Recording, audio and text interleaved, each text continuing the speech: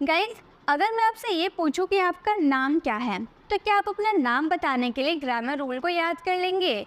Guys, हम लोगों ने क्या देखते हैं कि कोई भी सेंटेंसेस को फ्रेम करना हो तो ग्रामर रूल को याद कर लो, सेंटेंसेस को फ्रेम कर लो। तो हर जगह हम ग्रामर रूल को फॉलो नहीं कर सकते। अगर मैं आपसे पूछूंगी आपका नाम क्या है, अगर आप ग्रामर रूल के हिसाब से सेंटेंसेस को बनाने जाओ तो वो सेंटेंसेस बनाने में काफ़ी टाइम लग जाएगा। इसलिए मैं आज आप लोगों के लिए स्ट्रक्चर लेकर आई हूँ और कुछ ऐसे स्ट्रक्चर लेकर आई हूँ जिसका यूज आप अपने डे टू डे कॉन्वर्सेशन में कर सकते हो। स्ट्रक्चर क्यों ज़रूरी है? स्ट्रक्चर इसलिए ज़रूरी है कि अगर आपको बोलना होता है कि मेरा नाम पूजा है, जैसे मेरा नाम पूजा है, तो मुझे अगर बताना हो कि मेरा नाम पूजा है तो मैं क्या बोलूँगी? आई एम पूजा। मेरा नाम पूजा है, आई एम पूजा। यहाँ पे हम लोगों ने क्या स्ट्रक्चर देखा? अगर जितने करोड़ों इंसान हैं, अगर करोड़ों लोग जो है अपना नाम तो इसी तरह बनाएंगे, बस आगे में स्ट्रक्चर है आई एम बस आप याद कर लो। उसके बाद आपका जो नाम है यहाँ मेंशन कर दो। अगर आपका नाम रोहन है, आई एम रोहन। आपका नाम रिया है, आई एम रिया। आपका नाम सौरभ है, आई एम सौरभ। तो जो आपका नाम रहेगा उसे आप लास्ट में ऐड कर दोगे और आगे में स्ट्रक्चर क्या है हमारा? I am. इसी तरह से अगर मैं आपसे पूछूँ आप कहाँ रहते हो, आप कहाँ रहते हो, तो आप क्या बोलोगे? अगर ग्रामर रूल के हिसाब से इसे फॉलो करने जाओ, सेंटेंसेस को फ्रेम करने जाओ, काफ़ी टाइम लग जाएगा। इसलिए हम स्ट्रक्चर याद कर लेते हैं। हम क्या बोलेंगे? I live in. हमारा स्ट्रक्चर क्या है? I live in. उसके बाद आप जहाँ रहते हो उसे यहाँ पर मेंशन कर दो। आप दिल्ली में रहते हो, अगर आपको बोलना मैं दिल्ली में रहता हूँ तो आप बोलोगे आई लिव इन दिल्ली। आप मुंबई में रहते हो, आई लिव इन मुंबई। आप पुणे में रहते हो, आई लिव इन पुणे। यानी कि आप जहाँ रहते हो यहाँ पे आप मेंशन कर दोगे और आपका स्ट्रक्चर क्या रहेगा? I live in. बस आपको याद क्या करना है? I live in. तो आज के इस वीडियो में मैं आपको ऐसे ही छोटे छोटे स्ट्रक्चर और इम्पॉर्टेंट स्ट्रक्चर बताने वाली हूँ जो अगर आप एक बार देखते हैं और इस स्ट्रक्चर को याद कर लेते हैं तो आपको ग्रामर रूल की ज़रूरत नहीं है। आपको बस उस स्ट्रक्चर को याद कर लेना है, देन 2 और 3 टाइम्स उसे प्रैक्टिस करनी है। उसके बाद आप अपने प्रैक्टिकल कॉन्वर्सेशन में आप इसका यूज़ कर पाओगे। तो आप में से कई स्टूडेंट के माइंड में ये सवाल आ रहा होगा, तो क्या ग्रामर सीखना बेकार है? गाइस, बिल्कुल नहीं। ग्रामर सीखना बहुत ही ज़्यादा ज़रूरी है।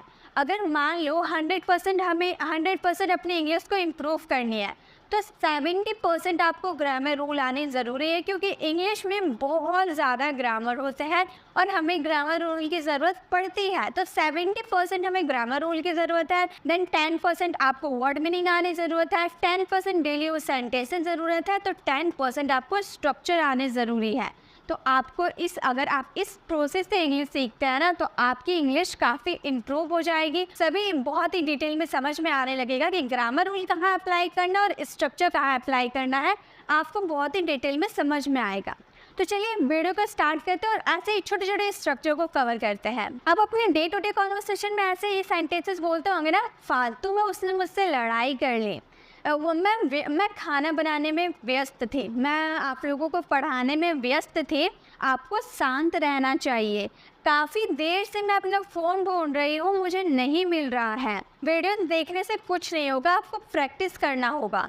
फालतू में उसने मुझसे पंगा ले लिया, मतलब इस तरह के सेंटेंसेस तो आप अपने डे टू डे कॉन्वर्सेशन में यूज़ करते होंगे। इस तरह के सेंटेंसेस बनाने के लिए हमें इस स्ट्रक्चर को फॉलो करना होगा।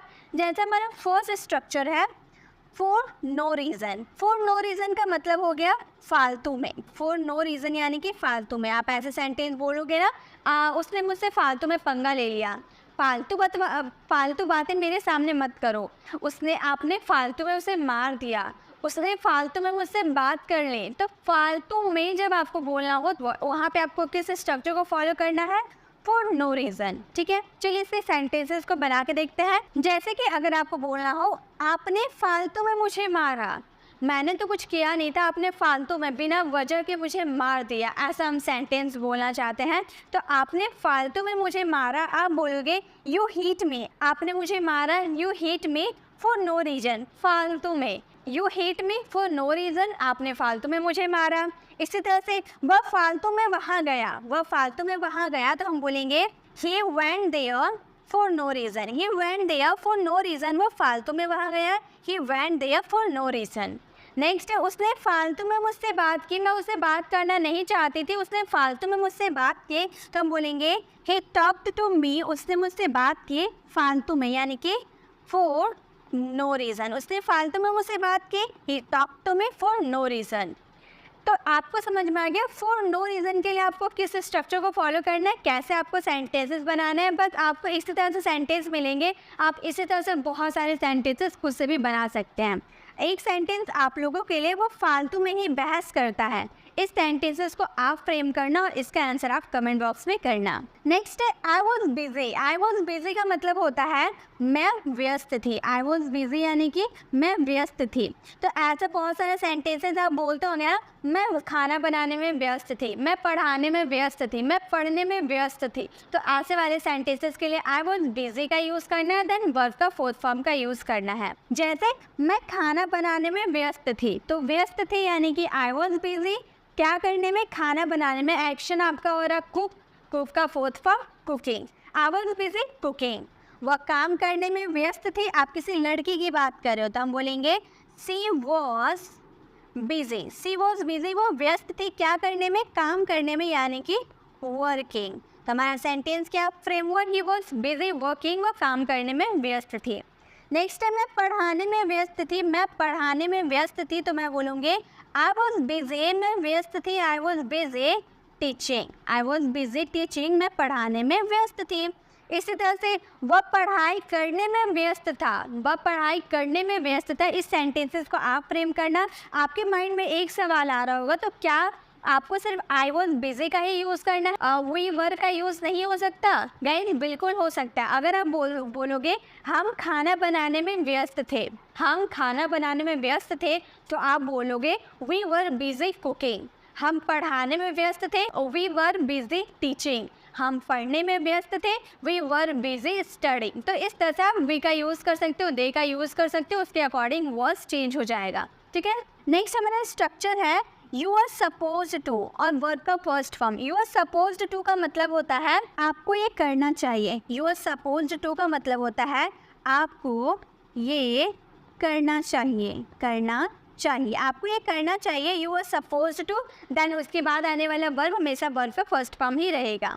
फॉर एग्जाम्पल के थ्रू समझते हैं। जैसे you are suppose to, then हमें क्या लगाना है? वर्ब का फर्स्ट फॉर्म लगाना है। हमारा सेंटेंस क्या रहेगा? आपको शांत रहना चाहिए।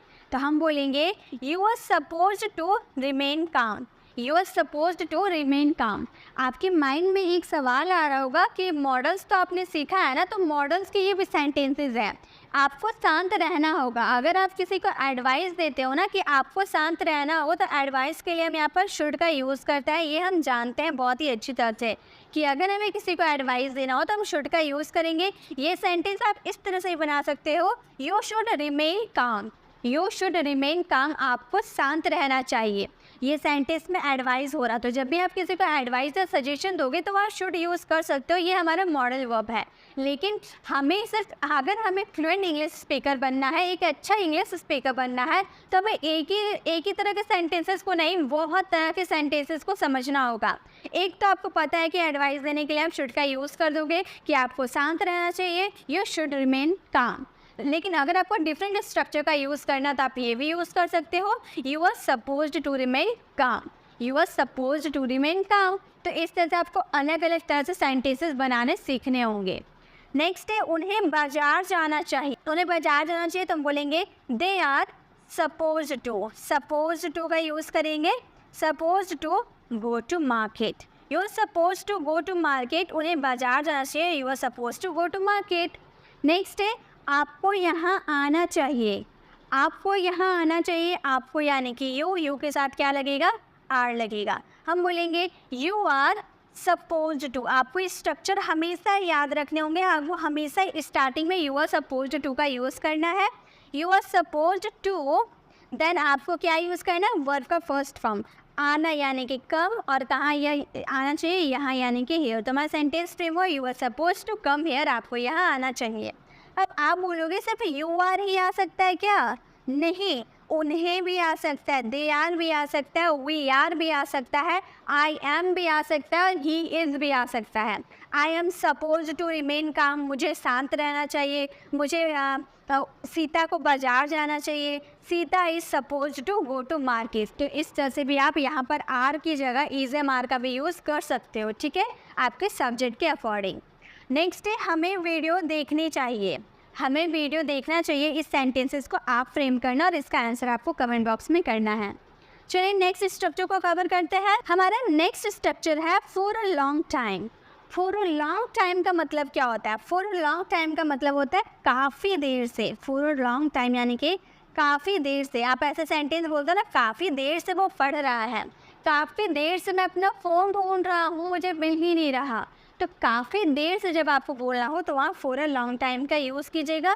इसके सेंटेंसेस आप बहुत ईजिली फ्रेम कर लोगे क्योंकि ये आपने ग्रामर में भी सीखा है इसके कॉन्सेप्ट। देखिए कैसे सेंटेंसेस आते हैं। काफ़ी देर से मैं अपना फ़ोन ढूंढ रहा हूँ, से ढूंढ रहा हूँ ऐसा सेंटेंस किस में आते हैं? हमारे प्रेजेंट परफेक्ट कॉन्टिन्यूअस में आते हैं, जिसमें हमें क्या यूज़ करना होता है?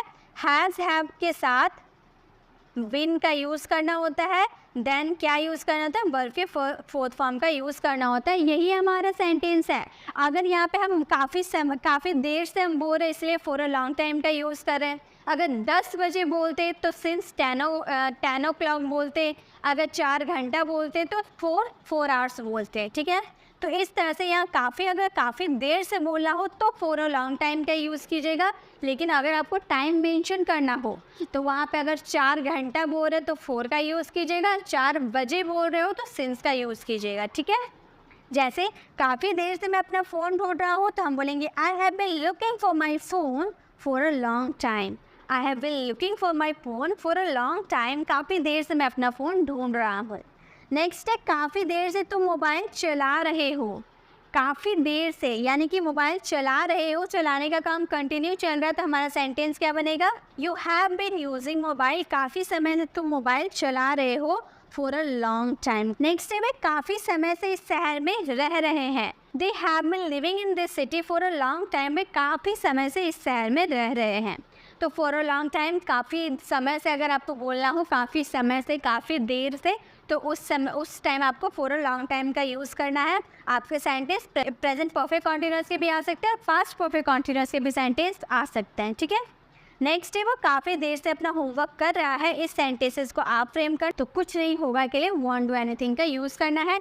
आज के इस वीडियो में बस हम लोगों ने 5 स्ट्रक्चर को कवर किया। ये 5 स्ट्रक्चर को पहले आप प्रैक्टिस कर लो। इसके 5 सेंटेंसेस आपको फ्रेम करने हैं। ठीक है, बाकी जो स्ट्रक्चर बच जाते हैं हम नेक्स्ट वीडियो में से कवर करेंगे, साथ में और भी स्ट्रक्चर हम कवर करेंगे। गाइज अभी तक आपने डे 26 वाली वीडियोस को विजिट नहीं किया, आप लेफ्ट साइड क्लिक करके डे 26 वाली वीडियोस को विजिट कर लीजिए। देन लेफ्ट साइड क्लिक करके आप हमारे प्लेलिस्ट में जाकर जिस टॉपिक पे भी आपको वीडियोस चाहिए वो टॉपिक वाली वीडियोस का विजिट कर सकते हैं। तो हमारे चैनल पर नए हैं, अभी तक हमारे चैनल को सब्सक्राइब नहीं किए तो सब्सक्राइब कर आने वाले बेल आइकन को प्रेस कीजिए। देन ऑल नोटिफिकेशन ज़रूर क्लिक कीजिए ताकि जब भी मैं वीडियो अपलोड करूँगी आप तक नोटिफिकेशन मिलती रहेगी।